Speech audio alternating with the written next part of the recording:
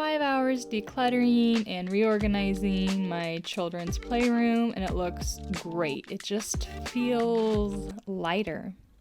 Hi, my name is Leanne, and the purpose of this video is just to walk you through my process while I declutter and clean my children's room. And I wanted to share the most important fact that I have learned about children's toys so far.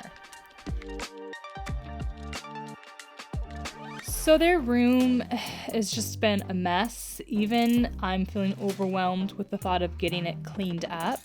At this point, they've reached what Dana K. White calls their clutter threshold, and I just need to help them get rid of some of their stuff.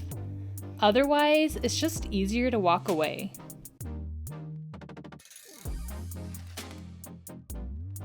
Putting away the largest in-the-way item first is a great idea, so you can have the whole floor space to organize and sort.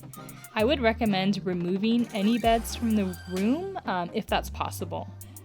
Always grab a bin and go around your whole house to gather all the toys. That way you can bring them all together before you get started. It's going to make everything much more efficient. And then I like to pile everything in the middle of the room. And it is amazing at how interested they are when their toys are in a big pile. Pick an easy category first to start sorting. Blocks are big and mostly easy to see, so I started there today. Then I like to sort another keep category. Tiles are a definite keeper for us. We have a ton of these, so I do keep most of them in the closet out of reach. The most important fact that I've noticed with toys is that more is not better. You've heard it before, and everyone is right. You would think that having more blocks for more children would reduce the fighting, but it actually has the opposite effect. We had a huge bin full of blocks, and there was constant arguing over them, and they would just end up all over the floor. I was so tired of it that I just got rid of all of them and kept a little bit. And guess what? There was no more fighting. The less that is available, the better they play. And just keep going through that pile. Make sure you have your end goal in mind. And don't forget that just because they play with it, it doesn't mean that you necessarily have to keep it. I really actually enjoy this part of getting everything neatly back on the shelves and getting everything organized in the drawers. My children are 5, 3, and 1, so I do want to keep the cubbies mostly open so that they can fill them easily and quickly when it's time to clean up.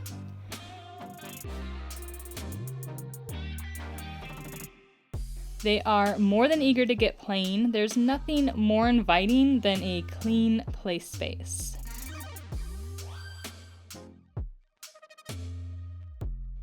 So I thought I would answer a few questions that I thought I might get about this video.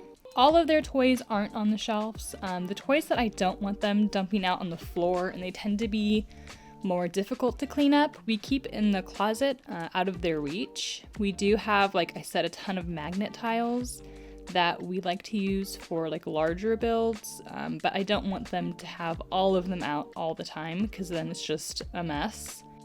I have already decluttered their toys many times, so this is just the amount that we're at. We keep their clothes in our room for now. It's just easier to put laundry away, and it's something less for their little sister to get into and just to make a complete mess. I moved their books to our school cabinet in the living room. I can't lock their closet door like I did in our last apartment, and they were just pulling the books off the shelf, and they were on the floor, and they were getting torn. So for now, it just makes sense for us to have them in the living room. My children are all so different, and I did not think it was important to include my 3 and 1-year-old in the process of decluttering because they simply don't care. My daughter has 2 babies, and my 3-year-old doesn't really have any particular favorite toy. However, it is very important that I include my 5-year-old.